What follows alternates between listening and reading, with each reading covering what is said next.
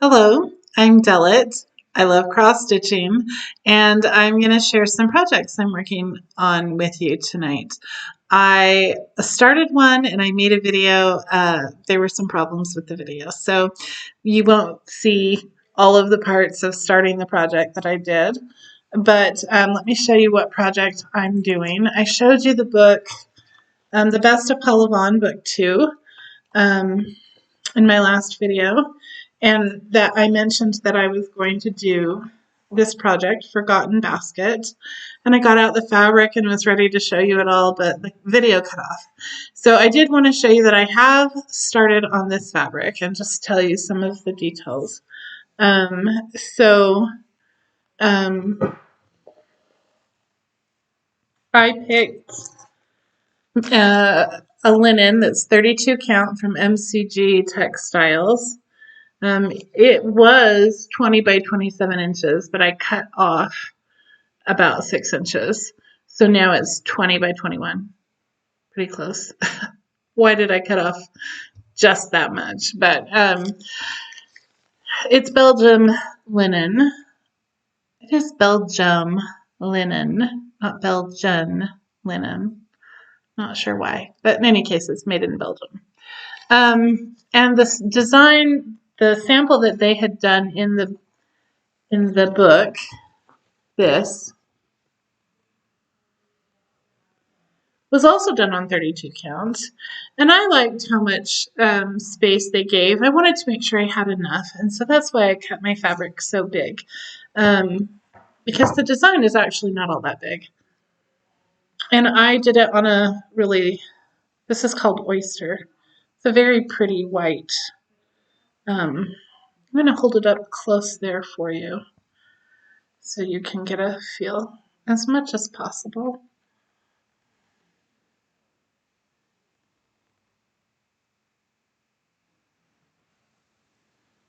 It's really beautiful linen and it feels great and it's very thick.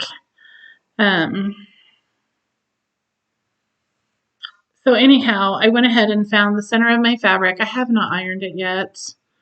I don't like to iron, but I will iron it.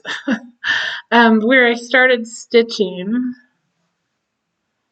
is just below the wrinkle in the middle the crease I made when I found the middle of my fabric. I stitch in hand. I don't use a frame or hoop, and I start in the middle of the design and work out from there.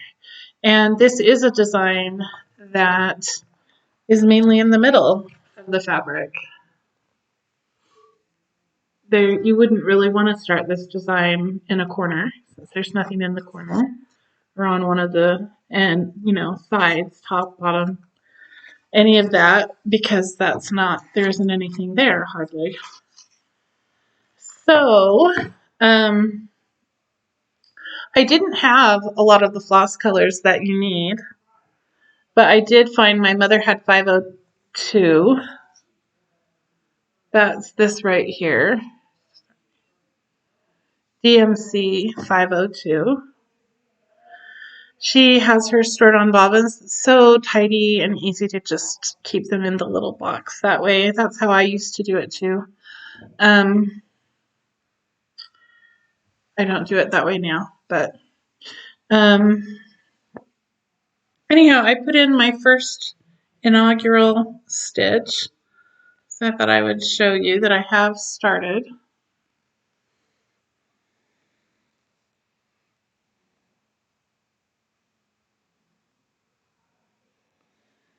And that's on, so this is the top. This is below the middle, not above the middle. And I'll show you where I'm stitching in the pattern.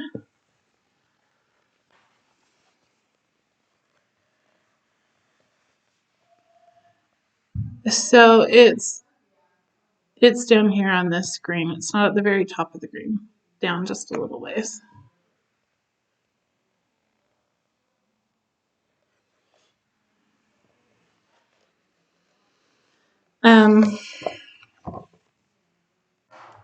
So anyhow, yeah, I will just put in a couple more stitches and then show you some of my other projects that I have going on.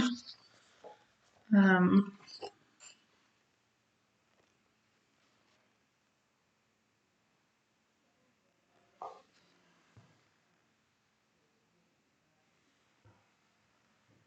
we'll just do a couple stitches. And I can talk to you about cross stitching.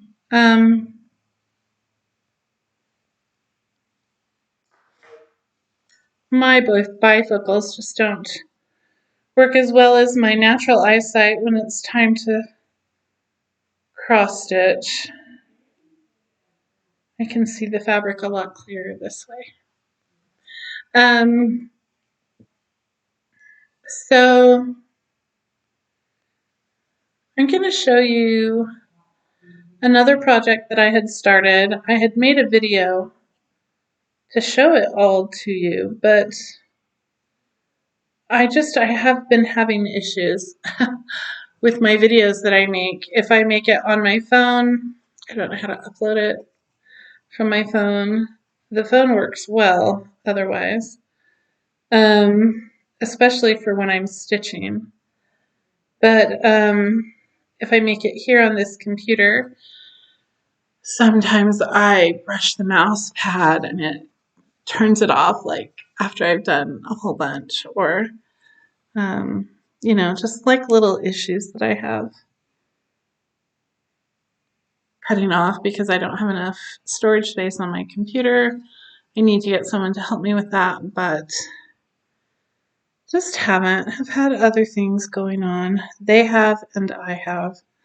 And like the battery running out. Just little things like that. Or sometimes I do have other like familial type interruptions. I live with my elderly parents, and there are times when they need things. And sometimes it's convenient, and sometimes it's not. So that's how that happens. That's why I have already started the projects when you see them, like this one. I had wanted to show you the different steps, and I did, but there just were issues with that video. Okay, so I'm just going to do 2 more stitches on this to show you how I'm getting this first little iris leaf. And what I need to do is I need to go to the store and buy some more floss colors. I had ambitions of making it to the store today. That did not happen, however. So another day. Or it is possible that I will order something online because I do have some other things I need to be ordering online. I might just get a few floss colors while I'm at it. I don't know. It depends. I caught a sale when I went last time to Joann's or Hobby Lobby. I think it was Joann's that was having the sale, though, not Hobby Lobby.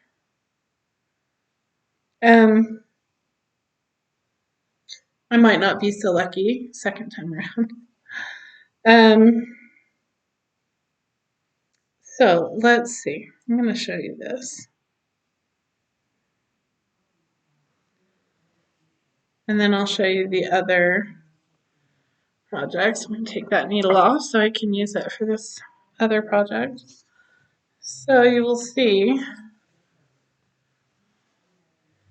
I have the beginnings of my iris leaf. So there are times that I can work on my This Is the Day sampler. I made a video for and showed you. I've made some progress on that. And I'll do an update on it when I've made some more progress. Same here. Once I have something to show you that looks like something, I'll do an update.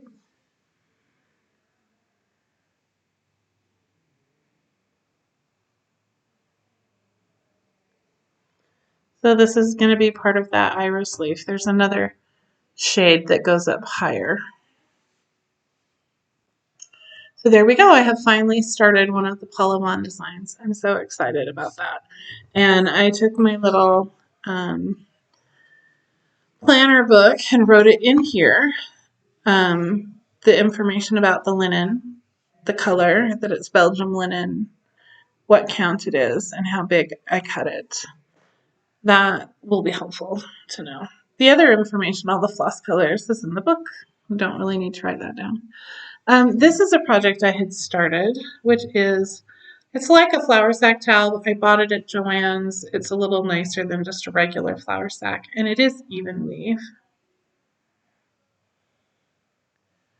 So you can't tell what it is. You see some pink and some brown. I'll hold it up closer.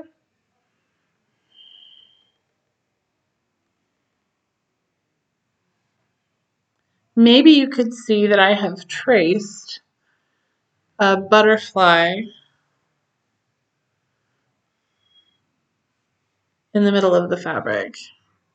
And I may or may not continue to do the brown for the middle, for the body of the butterfly, and pink for the rest of it. I could take the brown out and just make it all pink for a pink butterfly. I may just do the pink butterfly. I could add more butterflies, same color, different colors, all in a row or kind of scattered. I could add other things. I could put a border, a phrase or a word. I don't know. Right now I'm thinking I'll just do a butterfly, just the one, the way it looks right now. Haven't worked on that a lot, but I did get started on it. And I'm stitching over 2 threads, 2 strands of floss. And then I grabbed a project I've been working on off and on for several years. And it's from this book, Art Nouveau Cross Stitch. I love this book. It has a lot of great patterns. It's by Barbara Hammett. A benefit to this is the design or the chart is full color, just like the Paula Bond chart, which I like. You might not if you want to go through and mark off as you have stitched, but I don't do that, so I like it being full color. She has the DMC floss colors and the Anchor floss colors and Madeira, which I never have seen around here, but maybe they have that in England or Europe. But that's nice to know. Let me show you the design that I'm doing. So she has 3 of the flower ladies. They are Walter Crane's flower ladies, so they're based on the art of Walter Crane.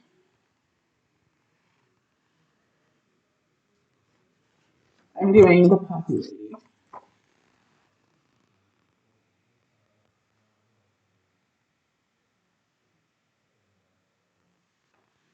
Yeah. So, and I've done a lot. A benefit to this pattern for those of you who don't like back stitching is it looks really good even without back stitching. There's the only back stitching, which I have not yet done, is around her neck and shoulders and arms and hands, which I haven't stitched yet. I put tape around the edge to keep the fabric from fraying. I did that with a lot of projects. I don't recommend it. When you take the tape off, there's going to be a dark ridge of dirt. It's going to be sticky and adhesive that I haven't been able to get out of the projects that I've tried to finish off that were like that. And there are other methods you can use. It was quick and easy, and I could get started stitching. And then the fabric is somewhat discolored. It is true that it's going to get folded under and not show, but it irritates me that it's like that at all. Anyhow, I grabbed this floss color, which is 3341, and that I have a few places where I still need to stitch with that. This is the color right here.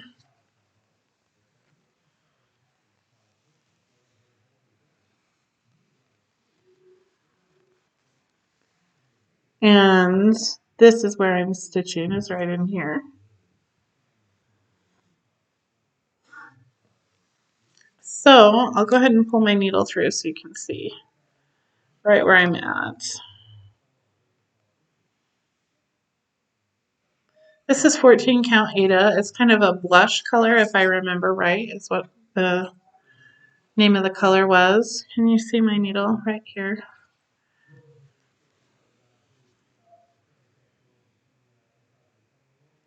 You can't see it. It's kind of hard for me to see right here. So I'm going to stitch a row just like this right underneath it. What I will do is just do that while I'm here and talking to you, and then we'll be all done with our video. And I think while I'm doing that, I'm not sure if I'll have enough thread to go across and back, but I'll certainly have enough to go across, and probably most of the way back. We'll see. Um, so I want to show you more of my books and my pamphlets that I have. And I've only shown you some of what I have in the magazines that I've got. So I would like to show you a lot more of the patterns that I have, as well as start more, and then also show you more of the projects that I'm working on, as well as projects that I've completed. And I also have been thinking a lot lately about designing some of my own projects. So once I do that and can start some projects on that, I would love to show you those. Yeah, I'm not going to make it back with this floss. Now, on this design, I was using 4 strands of floss, not 2. And I should show you, if you're not familiar with Aida. This is Aida cloth and 14 count. Aida cloth has these lovely big holes that you can see so easy. And I usually don't use a needle as small as I'm using right now. That's a size 28 needle. I use usually a 26 because these are thinner, they're smaller, they're shorter and thinner, so they're very handy on linen for those reasons, for fitting through the smaller holes and the shorter distance between your stitches, depending on which size linen you're using. But you don't need that on Aida. So a size 26 needle is fine. My mother uses a size 24 needle on 14 count Aida, which is also fine. There are even bigger sizes of needles than that. This is a tapestry needle, so the end of it is nice and smooth and doesn't poke you like a sewing needle. But anyhow,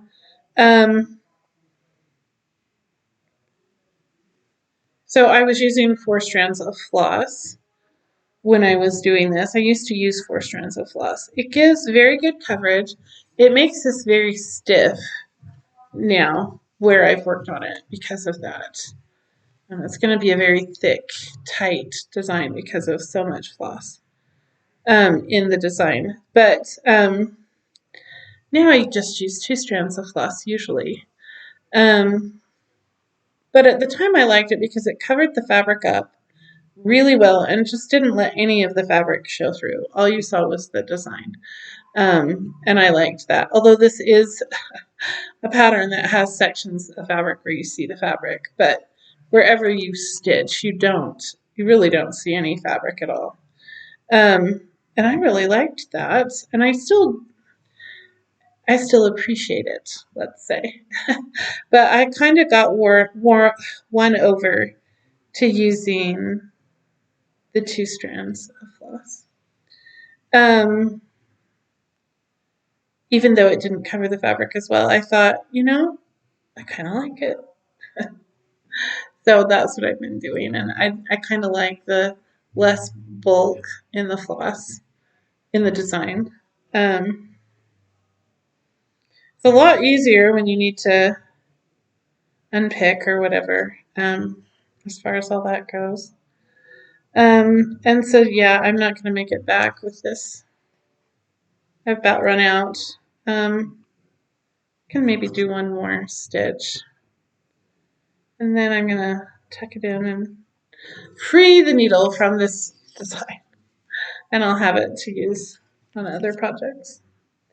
It's fine to, I usually leave a needle in the project, just so it's there when I want to stitch on it. Now, I just cut it right close to the fabric. And you won't even be able to tell. I stitched another row there, right down there. And you know, I was thinking when I was looking at this before, that it might be, I want to make that into a pillow.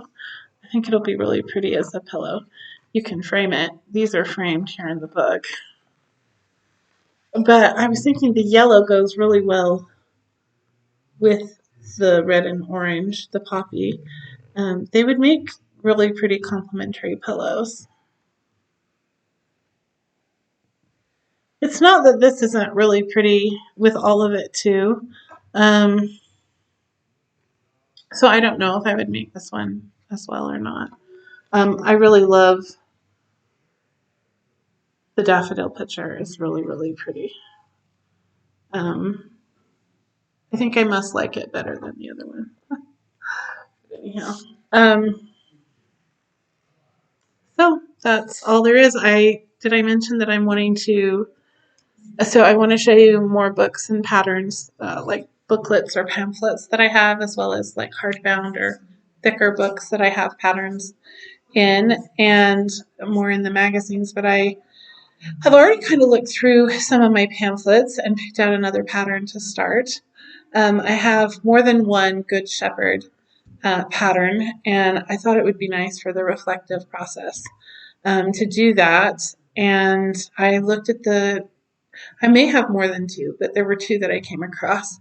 And I said, do I like this one better or this one? I mean, I like them both a lot. They have their, each have their advantage. And I decided on the one over the other. But I did kind of want to show you both of them so you can see what the benefits of each one is. But anyhow, so I'm excited to show you those soon. And I think I mentioned I want to start designing some things as well. I noticed as I was starting this Paula Vaughn design, and also my mother's been working on, or she had me get out her pattern for some buildings from her hometown that she bought years and years ago, which is going to be really awesome when she gets it stitched. But so those kinds of things made me think about designing some things for where I'm from. There aren't cross stitches for the tiny little town that I'm from, and the places and the land and landscape and things that I know. There might be some, but not a lot. And so I just thought, I think I want to do that. I want to do maybe the town hall where I'm from, or I don't know how it will turn out. Or look, or what it will take for me to do a decent job. But I'm excited to share that with you as I get to it. I've started thinking about what I want to do first. I might do a sampler. That's what I'm thinking. And I've been getting ideas of what do I want to put in the sampler, and then how am I going to make it look? Like, how big is everything going to be? What style? I don't know. There's a lot to figure out. But I look forward to sharing that with you once I do figure some of that out. Leave any comments you have for me in the comment section below. Thank you.